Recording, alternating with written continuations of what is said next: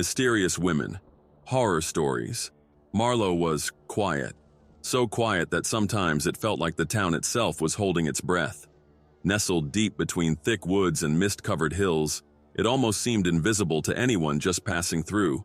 Most people didn't even know it existed, but there was something about the place that unsettled you, something hidden beneath the stillness. Samantha Hayes, a journalist known for her sharp skepticism, didn't believe in ghost stories. She didn't believe in anything that couldn't be explained. That's why, when an anonymous letter arrived at her office, inviting her to investigate Ravensbrook Manor in Marlowe, her first instinct was to ignore it. The letter, nothing more than a few words scrawled in hasty handwriting, felt like a joke. It simply read, "The truth lies within the walls of Ravensbrook. Come alone." Yet something about that invitation gnawed at her. She had a job to do. She didn't back down from a story, especially not one with this much mystery. So, against her better judgment, she drove to Marlowe. By the time she reached Ravensbrook, the sun had already dipped below the horizon, leaving a dusky haze that clung to everything. The mansion stood in isolation atop a hill, its jagged silhouette against the fading light almost threatening. Once a grand estate, it had been left to wither. The iron gate was rusted, and the stone steps leading to the door were cracked and weathered. The whole place looked abandoned. She stood at the gate for a moment, the cold air brushing against her face. Her breath fogged in front of her. She wanted to leave, but curiosity pushed her forward. Samantha pushed the gate open, the rusty hinges groaning like an old man awakening from a long sleep. The gravel crunched beneath her boots as she approached the massive double doors. They, too, were a reflection of the mansion itself, tall, imposing, and seemingly forgotten by time. With a deep breath, she grasped the handle and swung them open. The air inside was stale. It felt like the house had been holding its breath for years. The silence was thick, almost suffocating. She stepped inside. The wooden floors creaked beneath her weight, and she could almost feel the years of decay pressing down on her. Her flashlight flickered, and she caught a glimpse of the chandelier hanging crookedly above, its glass covered in layers of dust. Samantha's heart raced. She wasn't afraid. At least, not yet. But there was an unease here. Something that crawled under your skin and refused to leave.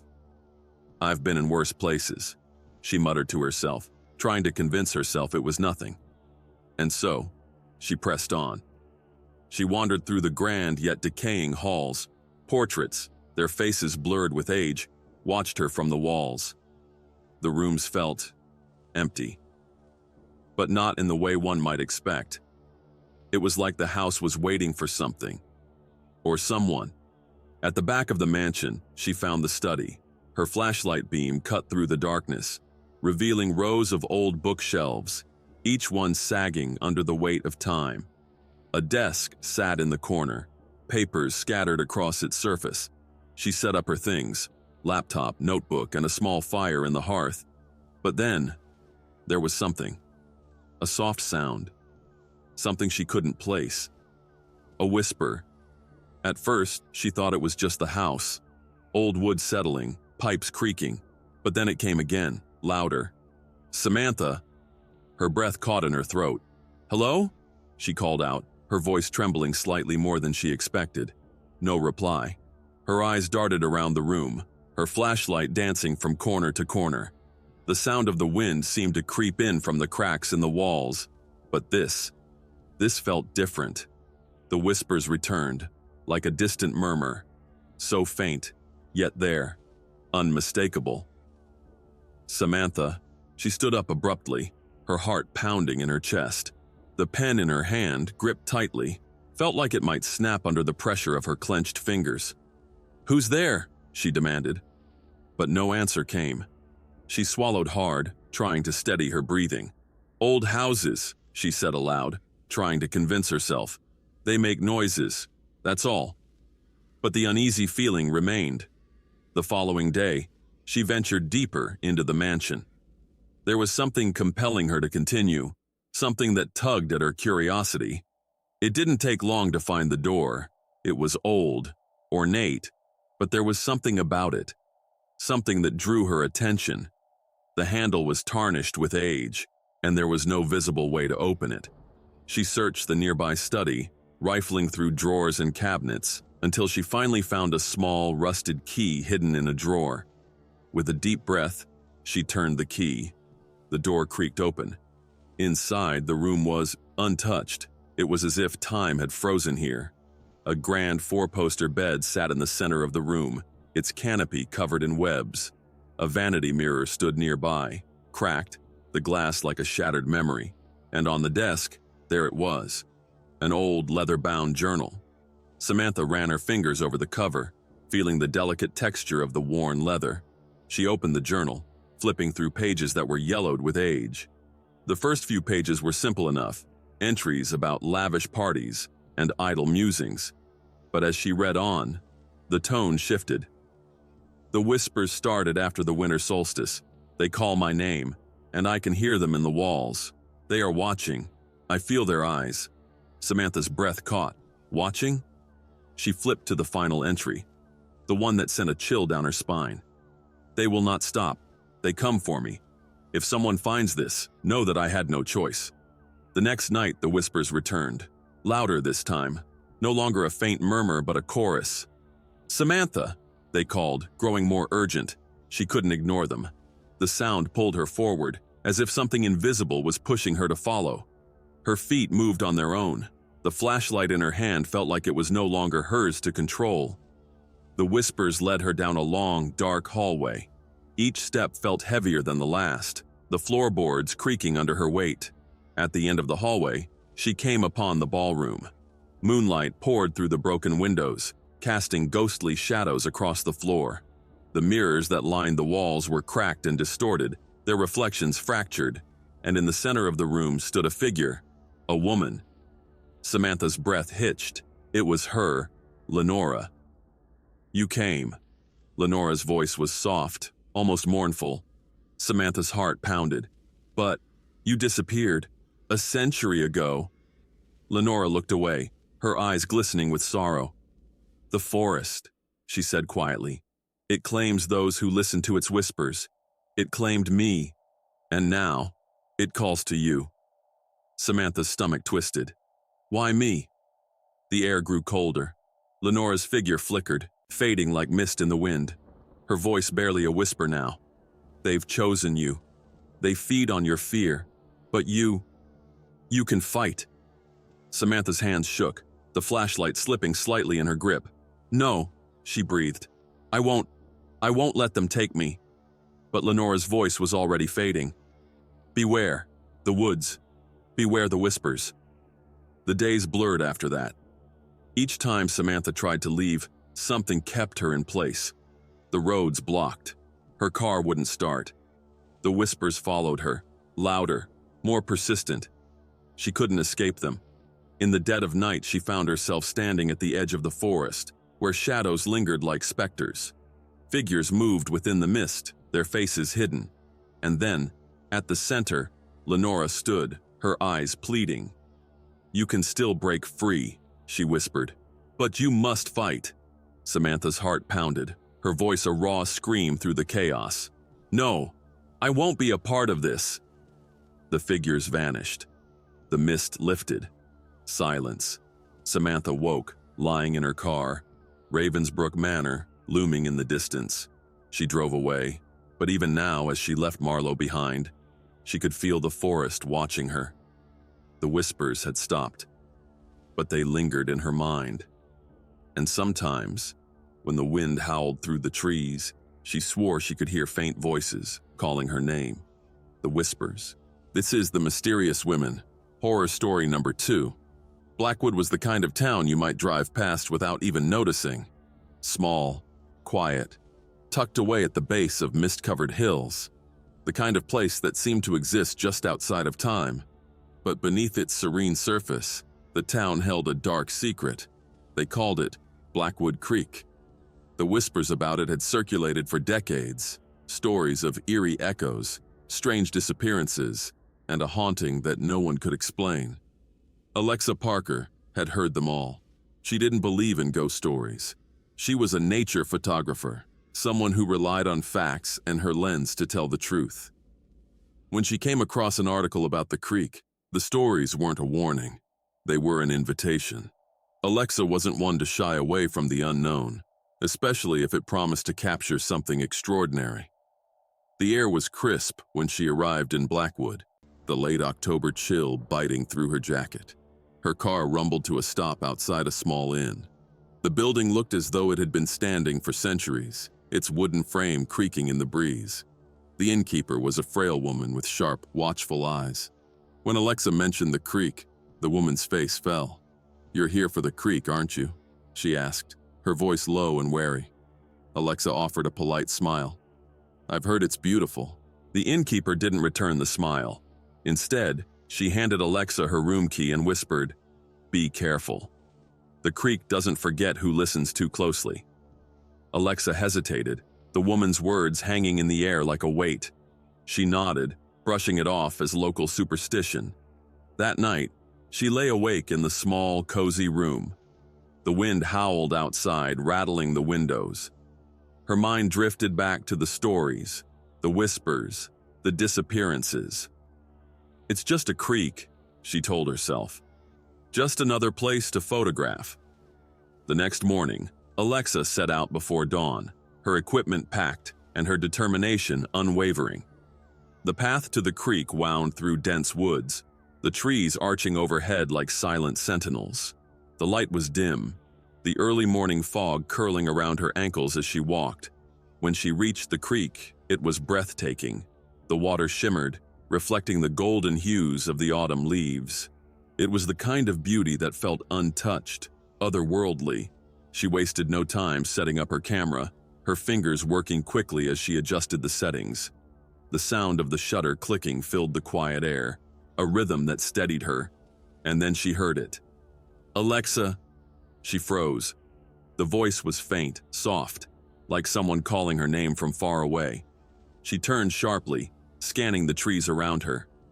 "Hello," she called, her voice echoing through the woods. Nothing. She shook her head, her lips curving into a nervous smile. "It's the wind," she said, her voice more for herself than anything else. But as she returned to her work, the voice came again. "Alexa!" It was closer now. Her breath caught in her throat, and she gripped her camera tightly. The sound was impossible to ignore, yet no one was there. By the time she returned to the inn, the sun had set, and the woods felt darker, heavier. She climbed the creaky staircase to her room, her mind racing. She pulled out her camera to review the photos she had taken, eager for a distraction. But as she scrolled through the images, her stomach dropped.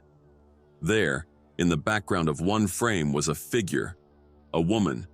Her outline was faint, her face obscured, but she was there. The next day, Alexa returned to the creek. She told herself it was to capture more shots, but deep down, she knew she was searching for answers. She followed the water downstream, her footsteps crunching on the damp earth. The woods seemed quieter than before, the air heavier. She stumbled upon a clearing where the creek widened into a shallow pool. At the edge of the pool stood an old stone, its surface weathered and covered in moss.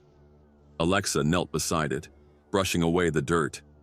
Beneath the grime, faint words were carved into the rock. "For those who listened too long." Her pulse quickened, and she felt a chill crawl up her spine. And then, the voice returned. "Alexa, come closer." It wasn't the wind. It wasn't her imagination. It was real. She turned toward the creek, her heart pounding in her chest. The water rippled unnaturally, the reflections shifting and twisting. A figure began to form. It was a woman, her silhouette pale and translucent. Her dark hair flowed like ink, and her eyes were pools of sorrow. Alexa's breath hitched. Who are you?" she whispered, her voice barely audible. The woman's lips parted, her voice soft and melodic. "I am what the creek has taken, and now it calls for you." Alexa stepped back, her hands trembling. "Why me?" The woman's gaze was steady, filled with an ache that Alexa couldn't understand. Because you listened.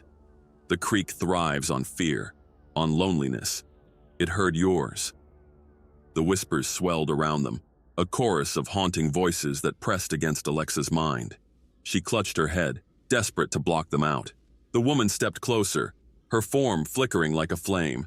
You can still leave, but you must not listen. Do not let it take you. And then, just as suddenly as she had appeared, the woman vanished. Alexa ran. The woods seemed endless, the trees closing in around her. When she finally burst into the clearing where her car was parked, she didn't stop running. That night, she dreamed of the creek, of its waters opening up to reveal a void, endless and dark. The whispers surrounded her, pulling her closer to the edge. When she woke, her room was freezing, and the faint echo of her name lingered in her ears. Desperate, Alexa packed her belongings and tried to leave the town. But the road stretched on endlessly, the woods swallowing her path. Her car sputtered to a halt, leaving her stranded.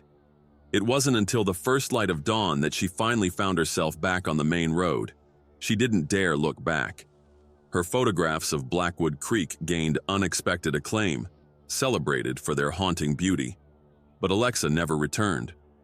The final image, blurry with the faint outline of a woman, remained hidden, a secret she couldn't share. And even now, late at night, when the world is quiet and still, she sometimes hears it. Alexa. The whispers. This is The Mysterious Women. Horror story number 3. The coastal town of Greystone, with its weather-beaten docks and cobblestone streets, felt like a place caught in a perpetual gray twilight. Tucked away on a windswept cliff was the Ashbourne Inn, a towering Victorian structure that seemed to hold its breath against the relentless pull of time. Locals avoided it, speaking in low, wary voices about what they believed lingered within.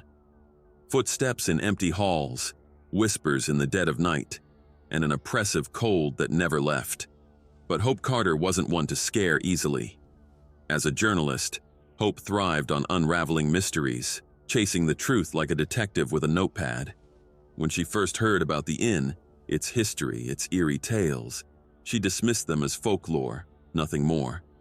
But when the opportunity to stay there arose, curiosity stirred something deep inside her. It wasn't just a story to her anymore.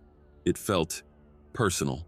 She arrived late one gray afternoon, the sky heavy with clouds that threatened rain.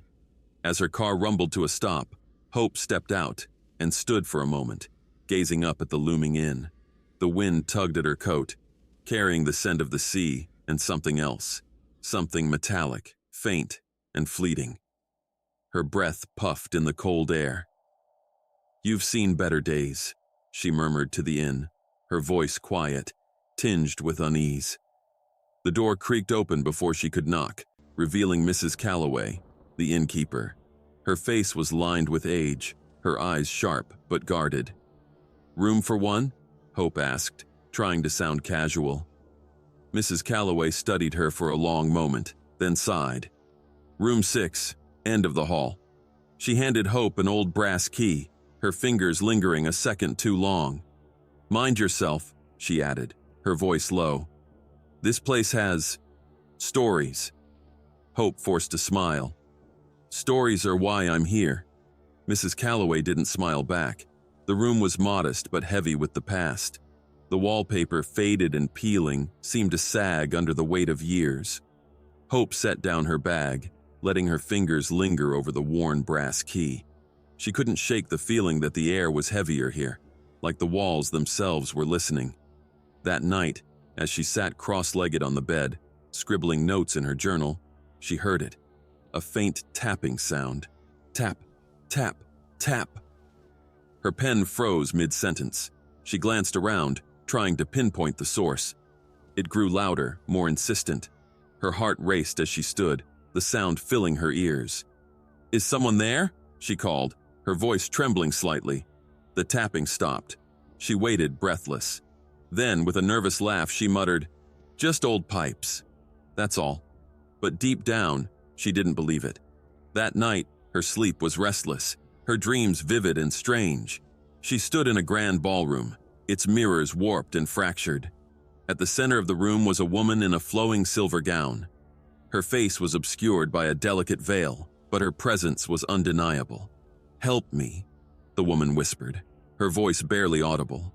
Hope reached out, but the woman dissolved into mist. She woke with a start, her chest heaving, the dream's intensity lingering. The faint scent of lavender clung to the air, as if the woman from her dream had been standing right there. The next morning, Hope wandered the inn, her investigative instincts kicking in. The long hallways felt endless, lined with dusty portraits of somber faces. She ran her fingers along the wallpaper, feeling its brittle texture, and peered into forgotten corners. In the kitchen, she found Mrs. Calloway kneading dough, her movements deliberate and rhythmic. "Can you tell me about this place?" Hope asked, keeping her tone light. Mrs. Calloway's hands paused. She wiped them on her apron and glanced at Hope. "Depends on what you're looking to know." Hope leaned against the counter. "Everything." Mrs. Calloway sighed deeply, her expression softening.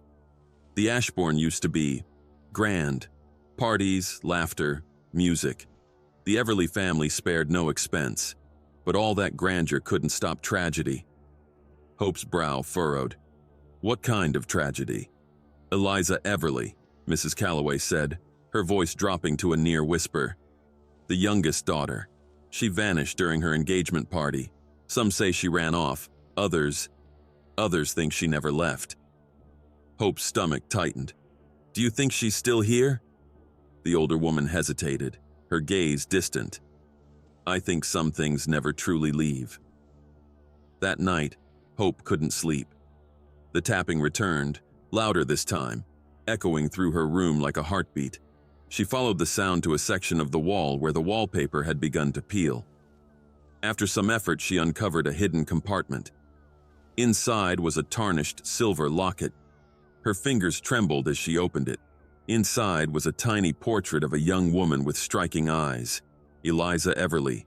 The air grew colder as Hope held the locket.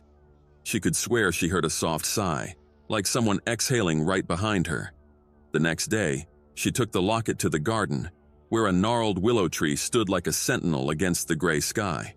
Beneath it, the ground looked uneven, disturbed. Hope dug carefully, her heart pounding with each scoop of earth. Hours later, her shovel struck wood. She unearthed a small box, its hinges rusted shut. Inside was a diary. The pages revealed a story of love turned sour, of betrayal and loss. Eliza had planned to leave her fiancé, but he discovered her intent. In a fit of rage, he silenced her beneath the willow, burying the truth with her. Her final words were a plea. "Please set me free." Tears blurred Hope's vision. She whispered into the cold air, her voice trembling, "I'll help you. I promise." That evening, Hope stood at the cliff's edge, holding the locket and diary. The wind howled around her, the ocean crashing far below. "Eliza," she called, her voice firm despite the lump in her throat. "You're free now." The air seemed to shift, the oppressive weight lifting. For the first time, the inn felt still, at peace. As she turned to leave, Hope felt a faint breeze brush her cheek, carrying with it a whisper so soft it could have been imagined. "Thank you."